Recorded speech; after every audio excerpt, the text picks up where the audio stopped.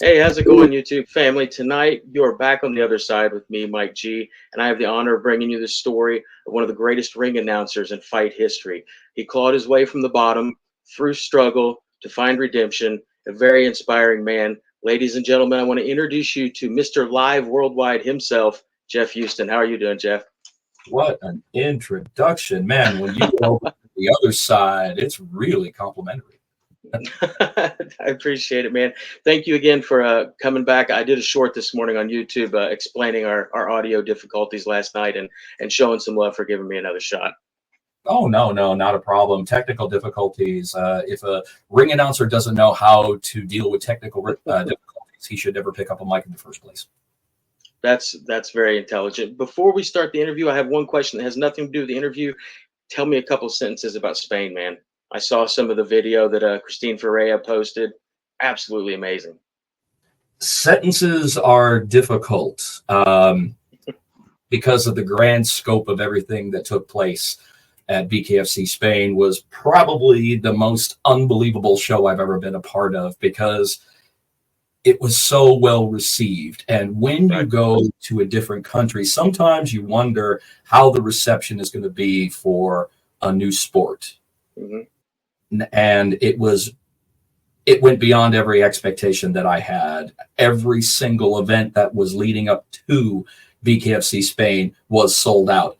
Everything was packed. The press conference, the weigh-ins, the parties, and trust me, there were parties.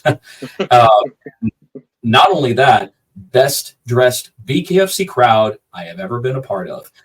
Awesome. In normal circumstances, the only individual that should be wearing a tuxedo at a BKFC event is yours truly. And when I look out there and I see several that are trying to vie for best dressed title of the night, I get a little 2001: A Space Odyssey. I get a little defensive, but at the same point, it was wonderful to see people dressed out there. Where I felt more like I was at the Oscars than I was at a bare knuckle fighting event. But it was unbelievable. The fighters showed up.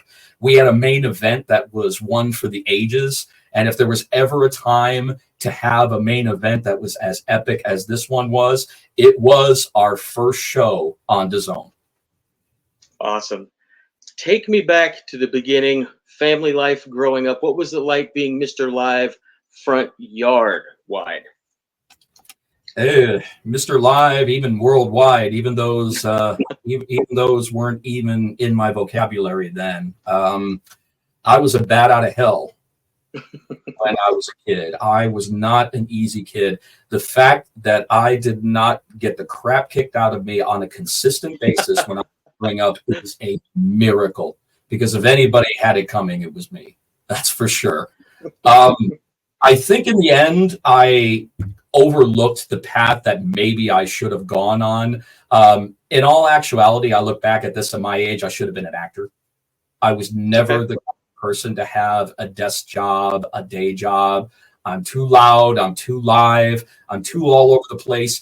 You know, it's kind of funny when I watch old interviews with Robin Williams and I just see how all over the place he was. I can relate to that.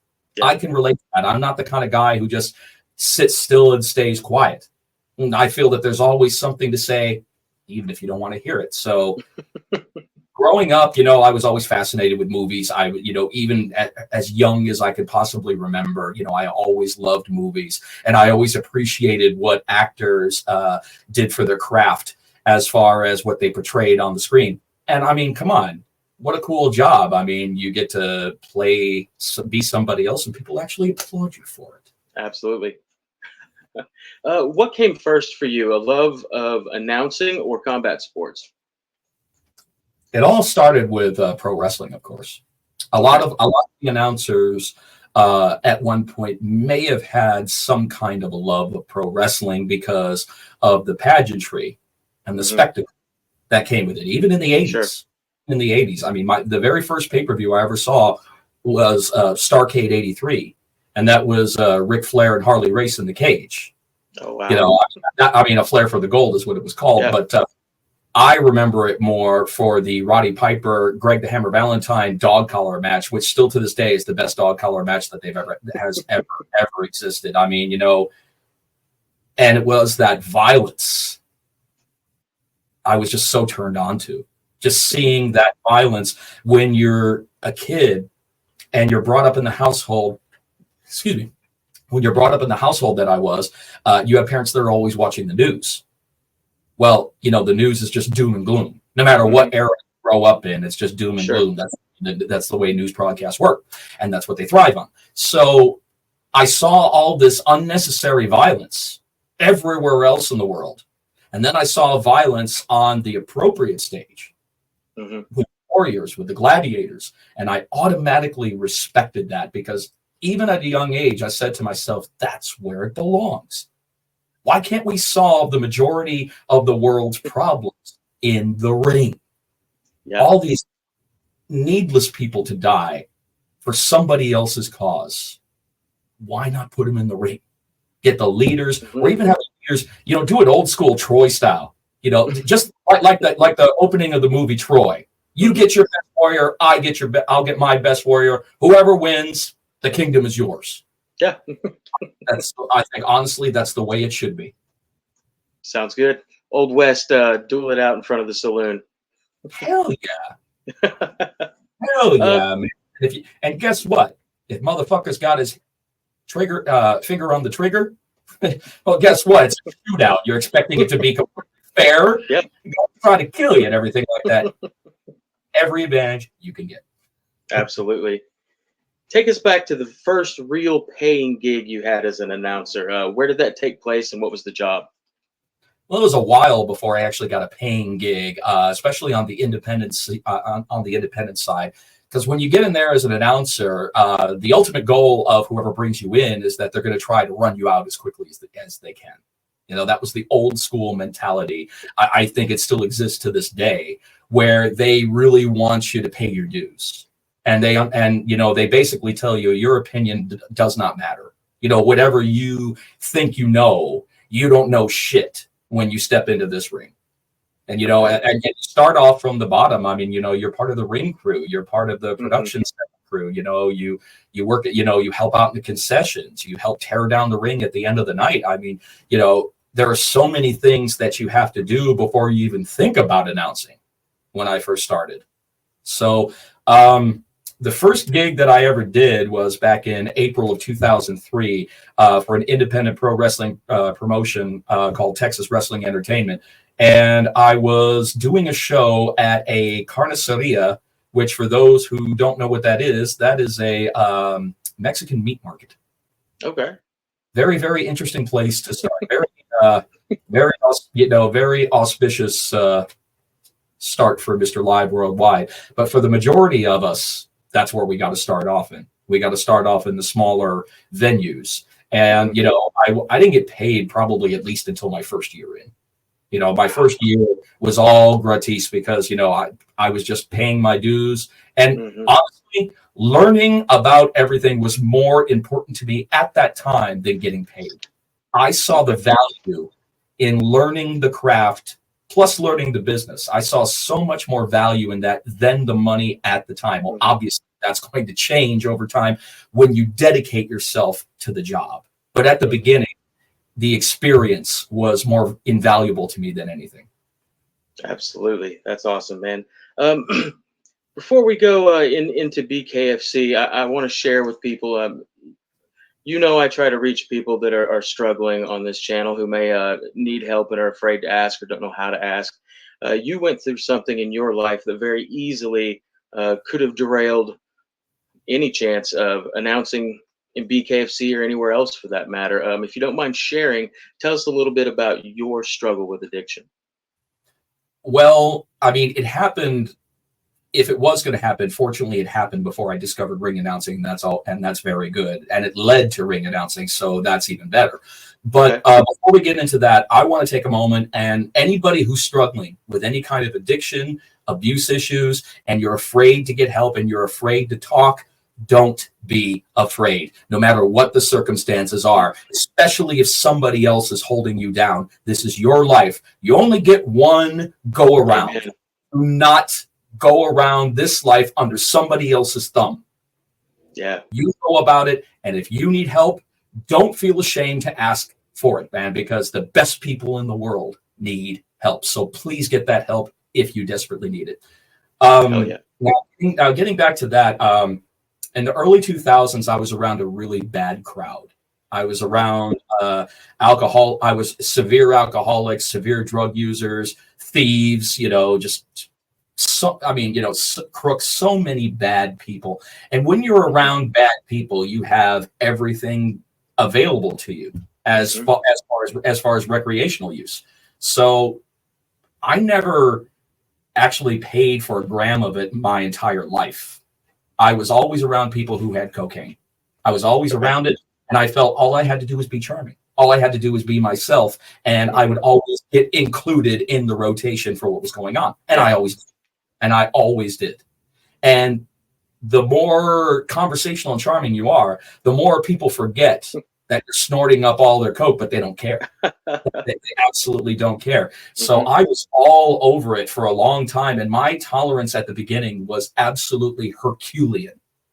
I mean, the fact that my heart has not exploded in my chest is a miracle. I remember it went on for about 3 years, and I remember the binge night that I had, and it was literally something out of Scarface. I literally had my head in a mountain of the stuff. I mean, that is not a metaphor in any way. That is 100% true. It was a party, and I think I had been doing coke for about 72 hours straight. I had been doing it just 72 hours straight. I should have been dead. I go to bed, and I wake up the next day about 6, 7 o'clock at night. So I slept all the way, through the evening. And then I'm like, just trying to get myself together, and I'm trying to lift my head off the pillow, and I can't. And I'm wondering what's going on. Put my hands back on the pillow, and I hear this tearing sound. But I'm still so practically hungover and out of it that I just didn't care. Right. So I get up, I go to the bathroom, I turn on the light, I look at myself in the mirror. From the top of my head, right around my neck, kind of like a V-neck sweater, is just nothing but completely caked in blood. And then I look back on the bed, and there's a 2-foot circle of blood on the bed. Apparently, my cocaine use had gotten so out of control, and that binge just absolutely went out of control. It finally happened. All the mucous membranes in my nose dried up and popped overnight. So pop, and I lost almost 3 pints of blood. Just from that. Now I knew what would happen if I went to a regular hospital. I know that they would report it as an overdose. But at the time, I know that they didn't do this at the 24/7 emergency care centers. They do now, but they didn't then. So I went to one of those emergency care centers, had the most American doctor's name ever come in, John Anderson. Sounds like a damn president. Nice. And, he's looking over my file, not saying a word to me. I'm asking questions. I'm freaked out because, like I said, I lost quite a bit of blood. Blood. So he said, "You've never had this problem before, have you?" And I'm like, "No, I hadn't." And I was embarrassed. And he said, "I'm going to take mercy on you. I'm not going to report this. I'm going to send you home with about 25 milligrams of Valium. I'm going to send you home with some coagulants to take care of your nose and everything. If I find out that you've ever checked into a 24/7 emergency care or the hospital for this reason, I don't care. My license be damned. I will report what happened. I know that I'll get in trouble, but I don't care. Right. I'm giving you that one chance." And he took pity on me. And that was a real wake-up call for me, because I said to myself, this could easily happen again, going down the road that I am. So it was a complete and total shock to the system. I haven't touched it since. It'll be 22 years next year that I haven't even touched any kind of drugs. And you can do it. But unfortunately, for those of you who have those addiction problems, try to find a resolution before you have the almost dying, scary moment. It just seems like that's what it takes in order for some people seeing straight about their addiction issues, that you have to have a brush death in order to take it seriously. If I had to do it all over again, I wouldn't have gotten near the stuff, even for a second, a second. So that I was thinking to myself while I was getting clean, okay, what am I going to do now? What am I going to do now? I have no idea. And I was with my fiance at the time, and we were watching indie pro wrestling on cable station. I didn't even know they had an indie show in San Antonio. And I was just watching it, and I remember listening to the ring announcer. And I was in that situation, and I was saying, I can do better than this guy. I've never done it a day in my life. So that's what kind of inspired me to reach out, contact him, and he put me in touch with the promotion. I didn't work directly for him. He was representing River City Wrestling, Brandon Oliver, still going strong here in San Antonio after all these years. But he wasn't running at the time, so he got me hooked up with Texas Wrestling Entertainment. But that's what it took. It took just that chance opportunity. I keep thinking to myself, what would have happened to my life moving forward if I had not been there after all of that happening and just happened to see that indie pro wrestling show on cable television? It's amazing how life works. Yeah. Well, man, I'm glad you didn't bleed out on that pillow. There's a lot of people that lay their head down on a pillow at night and don't wake up. I'm very happy you made it, man. Yeah, that was a scary moment, my friend. I mean, especially, that stuff's supposed to stay inside. Yeah. Let's talk BKFC for a minute, if you don't mind. I read that you were introduced to BKFC President David Feldman by a mutual friend of ours, Sean Wheelock. How did that all go down, that first meeting with David? Sean and I have been friends for many years. And Sean and I had worked in boxing together, Roy Jones Jr. Boxing promotions. And okay. We had a very good synergy early on. He was able to anticipate me, and I was able to anticipate him. Mm-hmm. When we had like technical difficulties, we had to read off each other because I wasn't getting the necessary cues from production. So we gelled together very, very well. And we had been on a little bit of a hiatus off of Roy Jones Jr. Boxing Promotions, and he calls me up and he says, Jeff, there's this brand new thing that's getting started, Bare Knuckle Fighting Championship. And I say to myself, bare knuckle? How the hell are they going to legalize that? That was the first thing I thought of, because up until that point, I had been working as an announcer for 15 years, and I had worked many boxing events, many MMA events, so I know how state athletic commissions operate when you're pitching new sports to them. And I said, there's no way that this could be legal. And then he tells me the story about Dave, and he tells me that Dave was previously rejected by 28, 28 different state athletic commissions when it came to bare knuckle. But Wyoming finally said yes. Mm-hmm. And then I was like, you know what? Something feels right about this. This feels right. I said, this is a brand new sport. I said, I want to be a part of this. So he connected me with Dave. I talked to Dave, very, very brief conversation, but he was going over how, it's hard to put into words how passionate this man was about this, and how many years, even before BKFC had launched, that he tried to get bare knuckle fighting a part of American, I guess you could say, sports. So after that conversation, I was sold. I said, this man has a vision, and it's good to follow those with passionate vision. So went to Wyoming. The feel for BKFC 1 was very, very different from any other combat athletic commission or combat sports promotion that I had worked with. The commission was very, very quiet. The event itself leading up to that, like the weigh-ins, the press conferences, everything was very, very, there was kind of a question mark over everybody's head because nobody really had any idea what they were getting into. This was brand new. I mean, The only person that it may have had an inkling of what to do was, of course, Bobby Gunn, who was involved in our first one. Bobby Gunn, mm-hmm. The king of underground bare knuckle fighting. So this guy would probably have a pretty good idea of where this is going.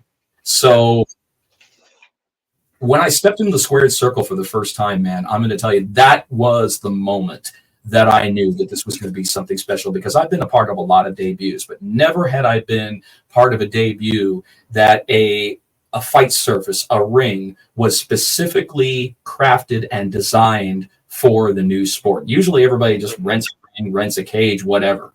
This was straight out of the brain of Gary Grant Jr., who designed the squared circle for us. And walking around and just seeing how, how sturdy it was, I said, this is going to go places. It is. And it did. Yeah, it's been amazing to watch. That very first BKFC show, the feeling afterwards, was it like any other show? You said the fact that the ring was brand new.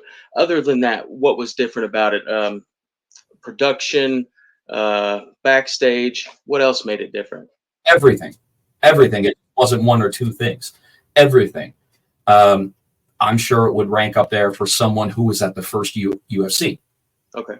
You were on, uncharted territory. You're in a different situation. You're wondering how these world-class fighters are going to adapt without wraps, without gloves, a completely different pace, a completely different kind of ring. And one of my favorite rules within all of BKFC, that clinching, that fighting inside the clinch, dirty boxing, is not only allowed, it's encouraged. Yeah. And that's huge for me, because that is a no-no on so many other, more conservative, combat sports. But for BKFC, it is highly encouraged. And just the pace of how quickly we went through the show. Mm-hmm. We started understanding the concept of flash knockouts in bare knuckle fighting, much more prominent than MMA or boxing. Mm-hmm. And that's awesome. It was the pace and the ferocity that you saw. BKFC 1 still has my favorite fight of all time. My favorite fight of all time. And that would be Joey Beltran and Tony Lopez. That's still to this my absolute favorite show for a couple of reasons. Number one, which is a really, really cool reason for me, that fight was actually supposed to have been a swing bout on the pay-per-view. Okay. It was supposed to be a swing bout. So if we had time, it would make TV. If not, it would have been the last fight of the night after we went off air. But we were fortunate that the pace was so damn fast, they got pushed up to the co-main event spot. Oh, wow. And they had fought several times before, but never in bare knuckle fighting. Mm-hmm. So the passion and the drive to absolutely destroy each other was there. And thank God it was on the pay-per-view. I think that was one of the fights that actually really catapulted us for the first event. It couldn't have gone better. What an amazing moment BKFC was. It'll live in my heart and my mind no matter how much brain fog I get over the years. It's hard to imagine Tony or Joey not in an entertaining fight. Those guys are warriors. They had a rematch at BKFC 4 in Mexico. And I mean, rematches are very difficult to live up to. Sure. Because usually if there's a rematch, then chances are the first fight, the bar was set pretty damn high. Mm-hmm. And it was still a good fight, but I think that they got some bare knuckle fighting IQ since then. And what they had done is that now that they had learned the sport, they approached the fight a very, very different way than they did on the first fight, which is totally understandable. Everybody expects in bare knuckle fighting for a rematch to be as epic, if not more epic than the first one. And a lot of times that doesn't happen because of that bare knuckle IQ that you end up, getting just by cutting your teeth for the first time in the sport. I mean, it was still a good fight, but it was not at the level of their first fight, BKFC 1. No. Those expectations aren't coming from the people taking those punches. Well, the interesting thing is that it also did something for our boy, the Hillbilly Hammer, Sam Shoemaker. Sam Shoemaker gets an 18-second knockout in BKFC 1. Okay. And that kind of set the bar at a very high, almost unattainable height. Mm-hmm. Because everybody thought from that point on, even the producer's advice when they did the documentary on us shortly after the first BKFC. Everybody thought that this guy was going to be a one-punch machine gun. I mean, he knocks out Eric Prindle in 18 seconds, and Eric Prindle was huge. He looked in good shape in this fight. 18 seconds, first punch thrown, he's done. Vice pretty much, basically centered the documentary around Sam Shoemaker. And unfortunately, Sam never lived up to that one-punch machine gun mystique that everyone thought he would do. He's still a fantastic fighter, but as far as the one punch and it's done, we never saw that again. So it set the bar very, very high for him at the beginning, but he is a fantastic human being. He's a fantastic fighter, and he's been a force with BKFC since he's been here. Absolutely, he has. Since BKFC began, we've seen, as you've talked about before, an absolute explosion in popularity. Literally, unlike anything anybody's witnessed in combat sports, nothing that I can think of has matched it. What is the number one thing you would attribute that to? Well, the fighters. Number one, the fighters. Definitely the fighters, because you have to get athletes that are going to sign off on this. You have to get athletes that not only sign off on it, but they're passionate about bare knuckle fighting. And you got to be a special kind of messed up individual to want to fight in bare knuckle fighting. And a very, very close second on it is the team. We have a wonderful team with BKFC. We have individuals that work so much harder than what is expected of them. People that go above and beyond the call of duty on a continuous basis. We have a wonderful production team. We've got Sean Wheelock and Chris Lytle, in my opinion, right now, the best commentary duo in combat sports, in my opinion. We got Cyrus Fees, our dynamic host. Cyrus is a longtime ring announcer like myself, but he took on the mantle of host, and he's been doing absolutely fantastic. He's such a better host than I would ever be, that's for sure. And then, you've got yours truly on the mic. So all of that, with the combination of everyone else on our team, it just makes us a powerhouse. You're only as good as the people you work with. And when you've got the fighters that are as passionate as they are, the team that works as hard as they do, and in the middle, you got David Feldman, who had this vision, and this vision is finally coming to fruition. The rest is to follow. I mean, that's why influential people like Conor McGregor got involved. They get involved on an ownership level with BKFC because they see the passion, they see the excitement, they see the marquee value that bare knuckle fighting has. The average person just kind of dismisses it as a street fight. Well, I'm here to tell you that's the furthest thing from a street fight. I've seen some street fights, and I've seen some clusterfucks when it comes to street fights. And they're sloppy as hell and undisciplined. Yeah. You can't compare BKFC to a street fight. There really is no comparison for BKFC because the fact that it is a new sport stateside. Internationally, not so much, but in the sense to where it's legalized and it's starting to gain respect throughout the entire country. It's already got the respect in several countries around the world. Right. But we are right on the cusp of almost complete mainstream acceptance. I truly believe that we are just a year, possibly less, from the entire world knowing what BKFC is all about. I can't wait, man. We talked about this before we started recording. I watched the event in Spain a couple weeks ago, and it was absolutely amazing, both the event and the location. Talk a little bit about the growth of BKFC from a national standpoint and especially a global standpoint. Where do you expect to go? What countries in the next year or two to expand what you guys are doing? Well, Dave has already spoken on several of the shows talking about Verona, Italy. We're going to be going next year. The United Arab Emirates, Dubai. He's planning to do something in Saudi Arabia. Excuse me. Saudi Arabia is definitely one of those places that's becoming kind of like the new Las Vegas of combat sports. Boxing just, drawing incredible numbers over there. He was talking about Hungary. I know that we have people who want to bring us over to Korea. just this last show, I do believe that we had some Chinese, potential Chinese investors that were talking about maybe something in China. So the sky's the limit for BKFC. Plus, they also, I've also heard talk about Brazil. Awesome. There's just places. I mean, as I'm sure you know, in a few days, we're going to have a BKFC UK event in Newcastle, England on November the 2nd. That's going to be at the Newcastle Arena. I will not be on hand to do that one. I really wish that I was, because I love BKFC UK. I love seeing the UK fighters step up and claim, stake their claim.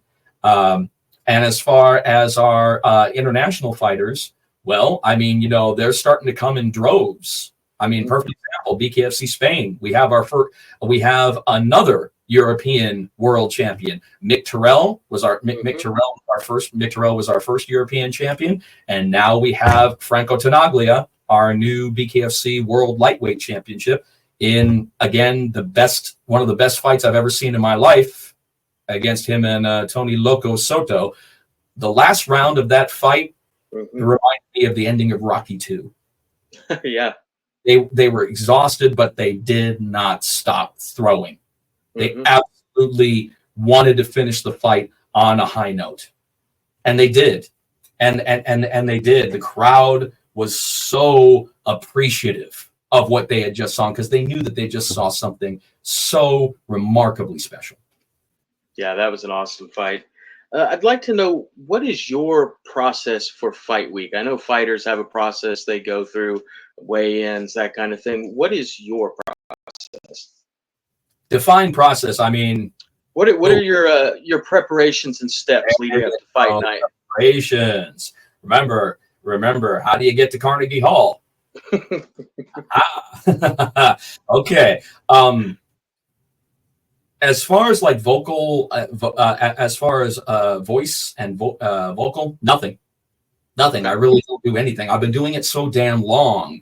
There are other ring announcers that claim, vocal exercises, strengthening and such. I mean, I do certain things, like, for example, like if I think that my voice is a little hoarse, I have a nebulizer and I use a little saline solution in order to kind of lubricate my vocal folds next to my vocal cords, because when those get sore, it's a little more difficult to project. So stuff like that.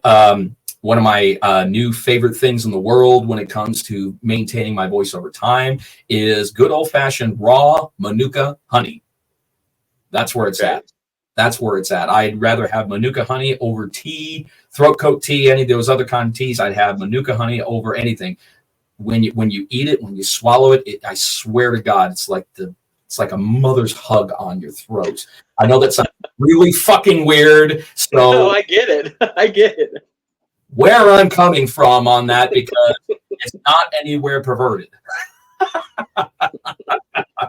That's definitely a go-to is Manuka honey in my nebulizer as far as maintenance. But as far as preparation, it's very basic. Just make sure that you have, you crossed your T's, you dotted your I's, and all the information is where it's supposed to be. I very rarely write down anything I'm going to say. Okay. The majority of what I'm going to say comes off from the top of my head. Only thing that I'll have on my face cards is the basic information on the fighters. Anything else that I throw in there comes off at the top of my head. But this April, I would have been doing this for 22 years. So it's like breathing to me. It's not a job. It's a way of life. I mean, I love the ring announcer way of life. Now, there's a lot of people who like the job, but they don't necessarily embrace the ring announcer way of life. Sure. I love it. I love it because, unfortunately, I was not blessed to be an athlete. If I were, I would have loved to have done something like this in my younger years. Sure. But I'm 47 this year, so my time has come and gone for that, unless you want to see a 47-year-old get his ass kicked, which I'm sure that the fellas would like to see that, but there's always celebrity boxing, man. Yeah. I mean, I love Damon, but you know something? I leave the fighters up to the fighters. I'm not going to say I'm a lover, not a fighter, but what I am going to say is that I am going to use the talents that I have where they belong, and that's on the mic. Absolutely.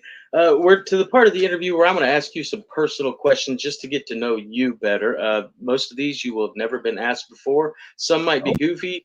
Um, I hope this helps people get to know you as a person better. Get Coffee out the or inner rubber what? glove. Coffee or energy drinks? Oof.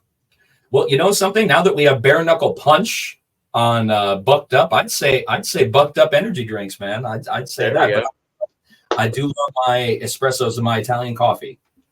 Okay. Are you a 4 or 5 cup a day like some people, or is it just one good one in the morning? No, maybe if the max that I will do, maybe on a show day I'll have maybe one or two of the bucked up, and maybe in the Mhm. morning I'll have like 1 cup of coffee. That's why I like espressos, because they're strong and they're small. There you go. All right, both in their prime, Ali or Tyson. Man, you know what? Ali would have had trouble with Mike Tyson's explosive power. Hmm. He would have had, and he would have had problems with Mike Tyson's strength on top of that. Mike Tyson was just next level and still is Hmm. next level strength. You also have to look at the build between them.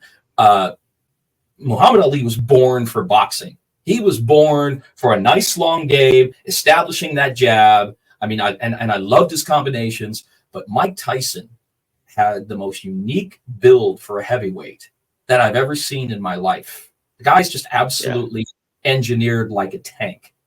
So as much as I would like to see Muhammad Ali get the win, I don't think Muhammad Ali at that time would have been ready for someone like Mike Tyson's power, even though that he fought Big George Foreman. I'm like, but George didn't have that explosiveness that Mike right. Tyson. So I would have to say Mike Tyson in his prime. It would have been like a souped up or excuse me, Joe Frazier, I think. Oh, oh man, he would have rather fought Joe Frazier than Mike Tyson in his prime any day of the week. Yeah, One fight with Mike Tyson, and he'd be like, you know something, I may be the greatest, but even the greatest run across a speed bump a time or two. that's right. This next question, I ask everybody. It's goofy, but I got to know: pulled pork or brisket, man? I'm a Texan, man. Texans got to go with brisket, man. That's right. Texans got to go. I live in the area of Texas that has the greatest brisket in the entire world. You know, in between San Antonio and Austin, it's the best in the world. You'll never find any better. No, you go to Franklin's in Austin. Uh, Okay. Best brisket that you've ever had in your life, but be prepared to wait 2 hours to get it. $35 a pound. Oh no. Actually, very reasonable. Oh Actually, wow! very All right. actually reasonable price. They had a fire a bunch of years back, and they're a Austin staple. So they did a GoFundMe to get built back up. Okay. They said that the GoFundMe for their restaurant was the second fastest GoFundMe campaign in the history of GoFundMe. They basically Wow. had the money that they needed in, I think, like 6 hours. The, Wow. the number one was the fire after the fire in Notre Dame. Notre Dame was the fastest crowd-funded, campaign ever I in didn't that. know that. But Franklin's was number two, solid number two. Okay. So brisket all day. I do like pulled Awesome. pork, though. Don't get me wrong. But if I got to choose between pulled pork at its best and brisket at its best, ooh, I'm brisket's right way. there with you, man. All right. You're going on vacation, ski resort or cruise ship? You know something? I've done the cruise ship. I think I'd rather actually do the ski resort. I'd Okay. actually do the ski resort because cruise ships are fucking annoying to me. We're out in the middle of the ocean on a big boat with a lot of people that you don't know, and guaranteed, let's say that there's 5,000 people on the boat. Well, I guarantee 100 of them are sick. Right. Either they don't know it, they don't know it, and everything like that. You're kind of screwed. So when something breaks out on a ship and everything like that, that's, I don't know. I mean, you got a million things on a ship to distract you if you do get sick. That's true. But I don't know. I'm not the biggest fan of cruise ships. I'd rather be, after doing some snowboarding, sitting in a nice lodge in front of a fire, having a hot chocolate with a little bit of vodka in it and everything like that to warm you up, and just, enjoying the snow-capped mountains. That just sounds like a better time to me. I agree, man. All right. Which did you like better, blood sport or kickboxer? Blood sport. Definitely blood sport. They both spoke to me. Mm-hmm. But if there's one that sticks out the most, I definitely believe blood sport does, because the mythology behind the Kumite at the time was just so enormous. Right. And at that time, this was 1988, so this was a bunch of years. This was 5 years before the UFC even debuted. The idea of all these different martial arts styles under one roof, for several days, no weight classes, no nothing. It was just so inspiring, and it was just so cool, because I said to myself, this is the best way to determine what martial art could reign supreme. Which discipline is going to reign supreme over all of them. But the weird thing about it is that Van Damme's was so vague. Because he incorporated so many dance moves into that. Everybody else was a little bit more martial arts centered. Sure. I didn't know what the fuck Van Damme was doing at times. Everything his was all acrobatics. I'm like, yeah. It's kind of weird, because the training that he received from, Shidoshi Tanaka, it seemed like he was kind of going against it. Like a lot of it, like the only time that I ever saw Tanaka's training benefit him is when he was fighting the Muay Thai guy, Paco, and they were trading the blows on the side of that, because there was that time when he was hitting them with the bamboo sticks, and nothing can distract you. That was the only time that I really thought, until he got the shit in his eyes, and then he started fighting blind and everything. So there were a few times that he used that, but for a lot of the kicks and everything like that, I was like, I can't see Tanaka teaching you that. I can't see Tanaka teaching you that. Plus, also, it had, in my opinion, one of the best movie villains in a Van Damme movie. It was Jenny. Mm-hmm. It wasn't. You thought I was going to say Chong Li. You thought I was going to say Chong Li. No, I did. Was the true villain. In fact, I have a T-shirt that I had made for myself that says Jenny is the true villain of Bloodsport. People. When I wear that, people always ask me, why do you feel that way? I'm like, are you kidding me? Are you kidding me? She sleeps with him to try to gain access to the Kumite.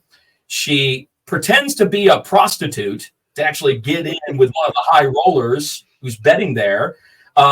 She's recording shit as it's going on. She tells him not to go, even though she has no idea of how much preparation he's had for this. She goes to the cops, dimes him out. And after everything's done, okay, he gets past the cops and gets to the final day of competition. Fine. So what does she do? She's like, you know something? He won. I'm going to sit there and I'm going to clap and I'm going to say, yay. Like nothing ever happened. I didn't try to derail all of this shit. And then, and then afterwards, at the end of the movie, he's about to get on the plane. She's down at the bottom of the steps. She does this shit and everything. And I'm like, the logical closure point of this movie would be, he saw her, she does this, he runs down those stairs, kicks her in the fat fucking face. Oh my God. That would have been so satisfying. That would have been so satisfying. Jenny is the true villain of Bloodsport, and don't you forget it. I won't. I never will again. That's awesome, man. Are you a cat person or dog person? Dog person, 100%. And I got a 14-year-old pug at home. Definitely a dog person because there's an unconditional love that comes with dogs. Mm-hmm. I think tougher people like cats because cats don't sell out like dogs, as we all heard on what was it? Meet the Parents. When he's talking to Greg about that, he's like, cats make you work for their affection. They don't sell out like dogs. So it seems like very emotionally distant people would like cats more than they would like dogs. Because with dogs, you get unconditional love. A cat will basically tell you to fuck off all day until the cat sees you at your most relaxed. Mm-hmm. Then the cat comes over, turns around, lifts up its tail, puts its butt in your face and says, okay, I'm ready to play now. Shit. All right, what do you prefer to see? Epic KO or back and forth war?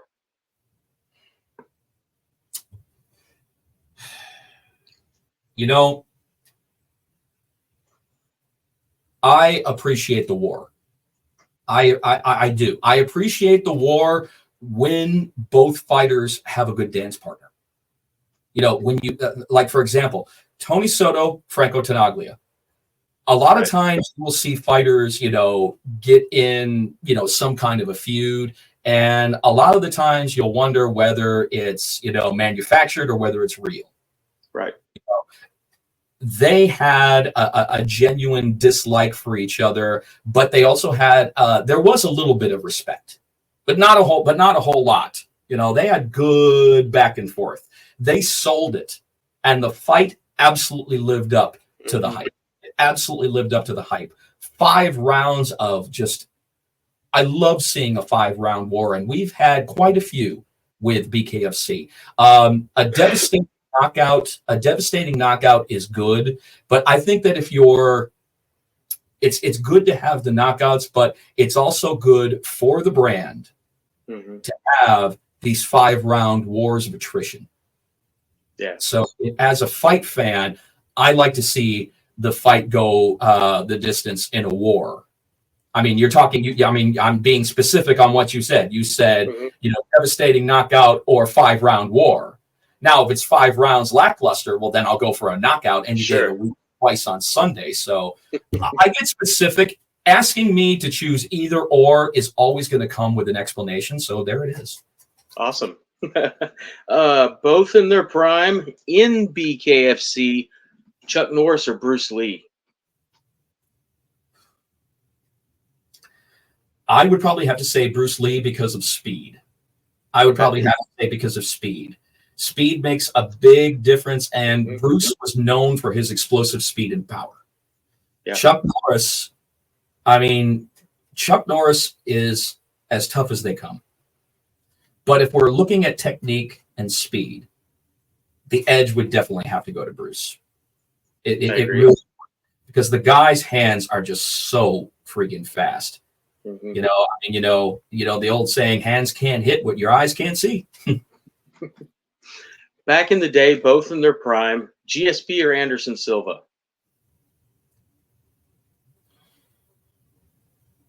I would have to say GSP. Because, again, technique. I would have to say GSP is the more disciplined fighter. Discipline for me makes all the difference when you're talking about mixed martial arts, because mixed martial arts is all about discipline. And he grew up with a sense of discipline and a sense of, being good to your fellow man. Mm-hmm. Anderson Silva, as insanely remarkably talented as he is, I think, I just think that he's lacking as far as the discipline if you're looking at it from a comparative basis to GSP. Sure. So I would think GSP personally. I think GSP would have done the same thing Chael did without the mistake at the end. You know what? It happens. Mm-hmm. It happens. I mean, the same shit happened when Anderson Silva fought. Oh God, what's his name? I keep forgetting his name. He recently passed away. He fought in the first Ultimate Fighter. Stephan Bonner. Yes, Stephan Bonner. Thank you. Stephan Bonner. shows up looking like $1,000,000 to fight him. Mm-hmm. Million friggin' bucks.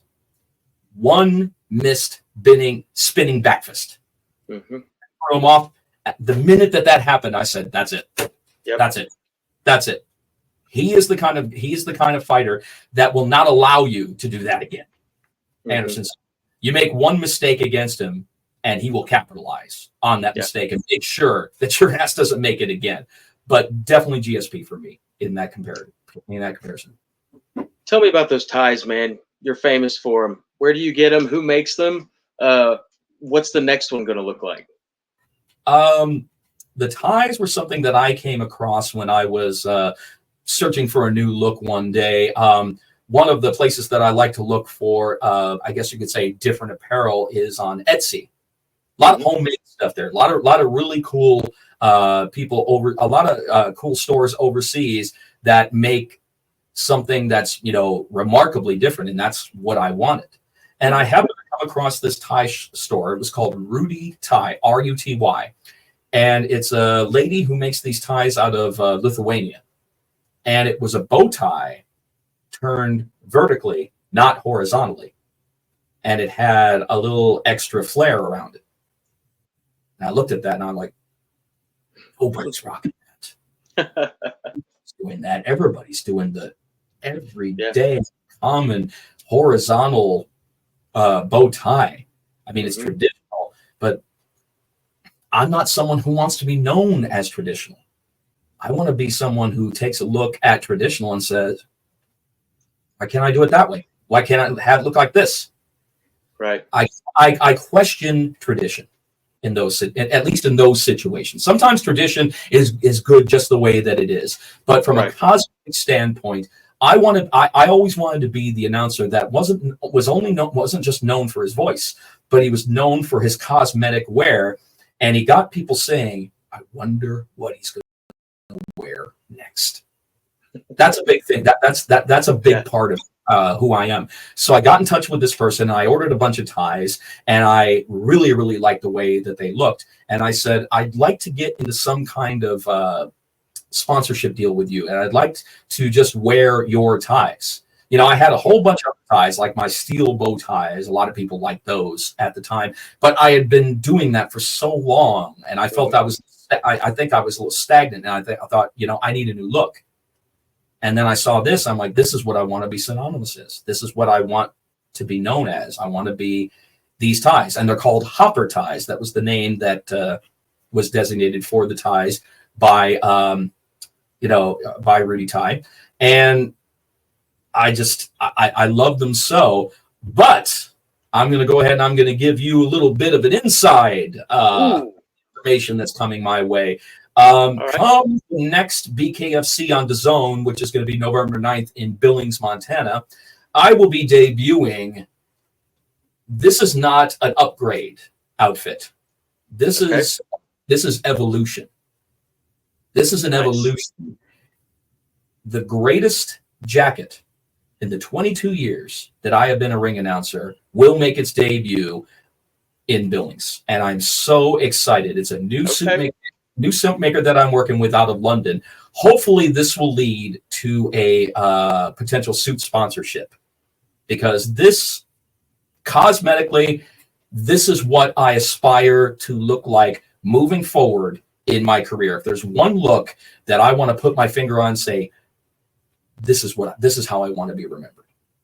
This is what people will remember. They'll remember my voice, but they will remember this too. Awesome. I was going to ask you about your legacy in the future, but you just nailed it. The voice and the jacket. I want the voice should be number one, and it is. But to be known as somebody who did something remarkably different with his dress, I find that almost as important. I really, really do, because it was Steve Jobs that said a great quote that I try to live by. And he said, I'm not going to look at the competition and do it the same way. I look at the competition and I'm going to do it differently. Yeah. That's exactly how I want to live my life professionally. Awesome, man. What would you say to a fan of fighting who has never experienced a BKFC show, who's thinking about paying for that pay-per-view? You know something, guys, and I'm talking to the potential BKFC fans out there. You know, there were some people who were wondering about our move for our premier events to DAZN because we have so many loyal subscribers to the BKFC app. What you guys have to realize is that this is a business just like anything else. And the business has to change periodically in order for a business to profit. Mm-hmm. And a partnership with DAZN is so monumentally important because bare knuckle fighting has never existed on that platform. And it's already a worldwide known platform. And we have our own identity on it. Because if you go to the DAZN app, we're not under boxing. We actually have our own tab, BKFC, on DAZN. So we are synonymous with bare knuckle fighting. We are not grouped in on the app like boxing.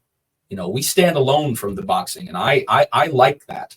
So if you're thinking about doing DAZN as well as the BKFC app, you're going to be paying more with other people. You're going to be paying more with other people. The one thing that I can definitely guarantee when it comes to BKFC, and this is kind of hard to guarantee in combat sports because a lot of other combat sports cannot guarantee you a good time when it comes to their product. BKFC absolutely can.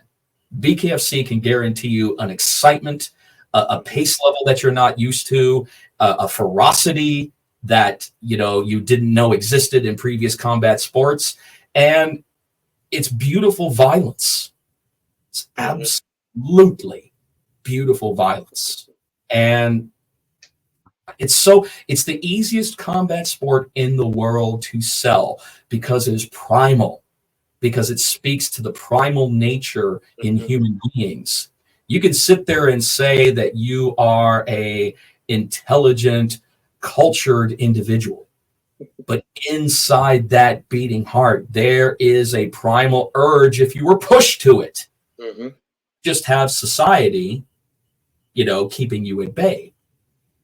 But if society was not keeping you at bay, then those primal instincts, regardless of who you are, what you believe, and how you want to identify yourself, they're there. There's Absolutely, they are. Some people suppress it, some people accept it.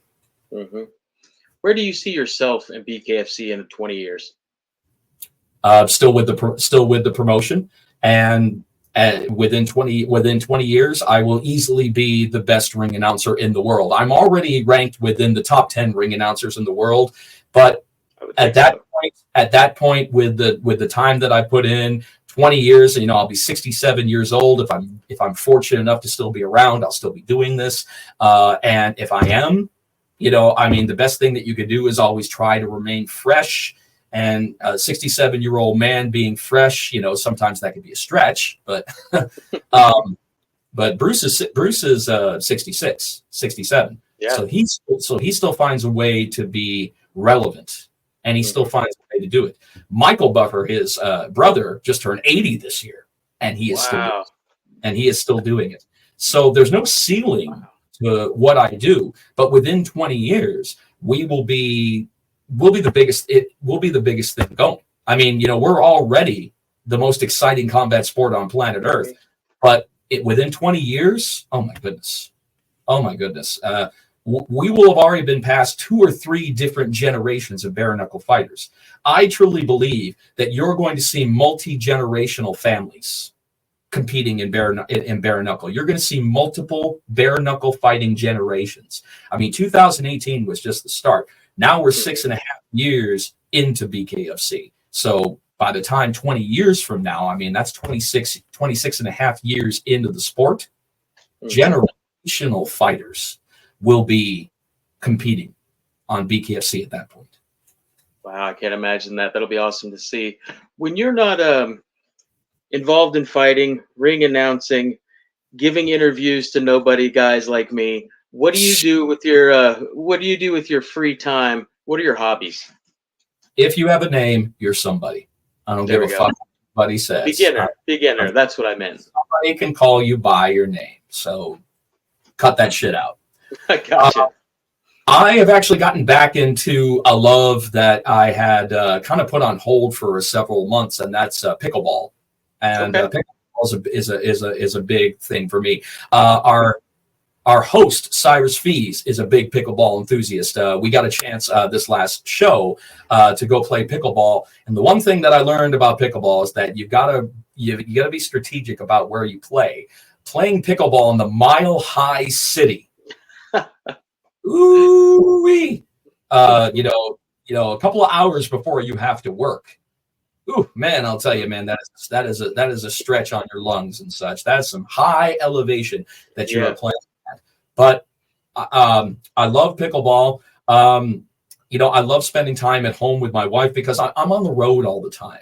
I'm on the road all the time. I have a nice little country spread out here just outside of San Antonio, and it's very quiet. It's very peaceful.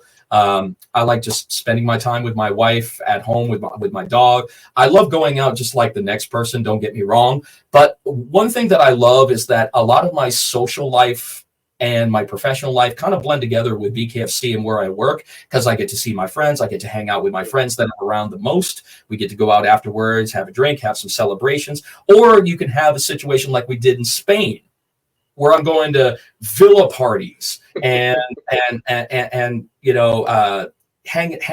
out by the pier, checking out Conor McGregor's Lamborghini yacht. I mean, there's so many party situations that I found myself in as being a ring announcer than I ever could in my personal life outside of ring announcing. I mean, I still have a good time and I still have my friends and everything, but I like blending them together because I'm around the people that I'm most comfortable with and the people that I work with. And, not everybody at work is your friend, but you do your best to, coexist and enjoy each other's company. Yeah. Did Conor take you out on his boat? Unfortunately not. Conor, you got to understand, Conor McGregor is pulled in every direction possible, no matter where he goes. The guy's a megastar. Yeah. The guy's a megastar. He's transcended beyond mixed martial arts. The man is a stand-up businessman. The man is, he's the highest paid debut actor in Hollywood. He actually beat out The Rock for his debut on Roadhouse. So there's nothing that this guy can't sell. There's nothing that this guy won't say. And I love that. I mean, the guy is so unpredictable, but I like that. I like that level of unpredictability because it keeps him fresh, and you always wonder what he's going to do next. What's going to be next? And the one thing that I truly respect about Conor McGregor is how quickly and how fast he has fallen in love with BKFC. You can tell. Goes everywhere. Everywhere he goes, he's always mentioning BKFC, BKFC. There have been people with BKFC who have had big names, but they don't necessarily do name drops with BKFC as much as they should. Conor, there's never a time that Conor's not talking about BKFC. So to have someone as a co-owner with BKFC who's that proud to be part of BKFC, I love it. It's awesome. I love it. What is the best way for friends and fans of you to keep up with you and what you have going on? Well, the best way is to come to a BKFC event and say hello. There we go. That's the best way to do it. You can't beat that. I mean, you can get me on social media, don't get me wrong. But if you want to come up, say hello to Mr. Live Worldwide, get a picture, chat for a few minutes, I'm more than welcome to offer my time to you. So that's the best way. Outside of that, you can catch me on the regular social media platforms, Facebook, Instagram. I'm all over the place. Mr. Live Worldwide. Just you can even Google my name and probably find a million different things about me, Jeff Houston. But the best way is definitely to come to a BKFC event. I want to say something towards potential fighters, because if we're talking about potential fans, fans of the sport, I want to talk to the potential fighters as well. Potential fighters, they always come across. I get a lot of emails and a lot of messages. I am a fighter that wants to debut at BKFC. What is the best way to go about it? The best way to get looked at by Bare Knuckle Fighting Championship is go to the tryouts. Okay. That's the best way to go, because you have got the key personnel to look at you and see if you have what it takes. You got Chris Lights Out Lytle. You got Nate Shook, our matchmaker. You've got, Dave shows up every now and then. And, every now and then we'll have a celebrity, show up. Like for example, the upcoming tryout that's coming up in Philly. Eddie Alvarez is going to be there. And he's fought with BKFC before. So these are influential people to be around if you want to be a bare knuckle fighter. A lot of fighters want the old school pass along my information. I'm like, that will not register the same way as you coming in and trying out yourself. That right there will absolutely give them an idea of whether or not to take a chance on you, or whether or not that maybe you should try something along the lines of the Prospect Amateur Series. I mean, just because you don't make the main show doesn't mean that you don't have an opportunity with BKFC on something like, for example, they've got the Amateur Prospect Series, they've got the regular Prospect Series, and they've got the Fight Nights. Those are great developing areas to make it to the numbered shows and the premier events on DAZN. So fighters, if you want that chance, check out the tryouts. If you got to dig in your pocket to actually get to the tryout, guess what? That's part of the journey. That is part of paying your dues. Jeff, I'm out of questions, man. That's all I've got. I want to say thank you. Are you kidding, man? You better have more than that. Come on. That's it. That's how. Now, if you want to do a part 2 through whatever another time, we can do that. But that is all I have for you tonight. I want to say thank you so much again for giving me another shot at the interview, sharing your time, sharing your story. I will upload it, and like we did before, if there's any issues, we'll take it down. I don't think there will be this time. Thank you very much, man. I look forward to hearing you and seeing you at the next event. Part 2, part 3, part 4, part 5. You got to understand, man, I'm a guy who gets paid to talk, so I never shut up. So this is like breathing to me.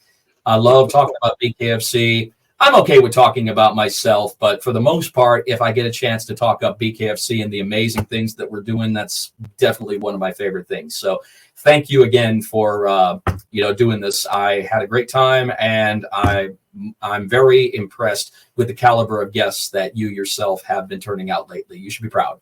Thank you, sir. I am, and I'm happy for the people who are getting to watch the interviews. That's who I'm happy for. Awesome. All right, Jeff. Have a great night. Thank you again, man. Thank you. Bye-bye.